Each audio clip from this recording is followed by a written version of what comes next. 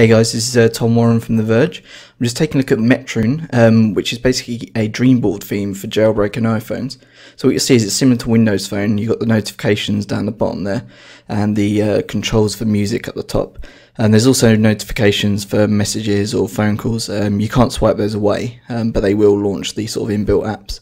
So although some of the theme looks like Windows Phone, you can obviously see the start screen's Windows 8 here. You've got live tiles up the top for music and mail on the left there. Basically they'll provide any sort of the default information from iOS. Launching any of the apps will launch the default iOS app. If you swipe down on a tile, you get options to move the tile around, or you can also unpin it from the start screen. Moving them around, you can pretty much move them up and down. You can also change some of the tiles from live to non-live. Going back to the desktop, and you get a swipe from the right bar, which is very much like Windows 8.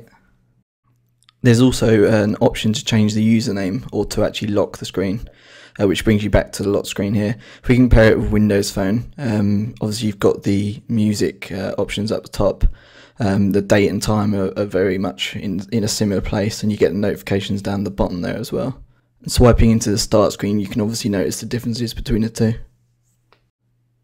Unlike Windows 8's implementation, there's no app bar that you can swipe from the bottom upwards. So you have to touch the start button, and that will give you the all apps option, which obviously you can then go and pin tiles back to the start screen, or you can launch apps straight from there. There's also a settings option that allows you to change the colours in the background here. So you can change that from the default blue colour down to green or orange. Also on the charms bar, there's a search function that just takes you into iOS search.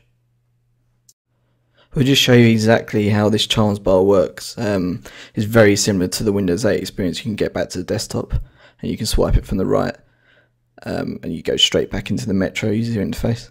On Windows 8 it's pretty much the same. You can swipe from the right and you get the start button and the settings there. You can also access the desktop pretty easily and swipe back.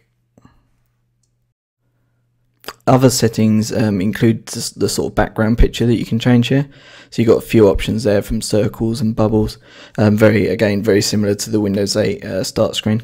There's also an option to change some of the notification settings. So you can change the default apps that provide those lock screen notifications. Okay, so that was a quick look at Metroon for iOS, which is available in the Cydia store for jailbroken iPhones at $1.50.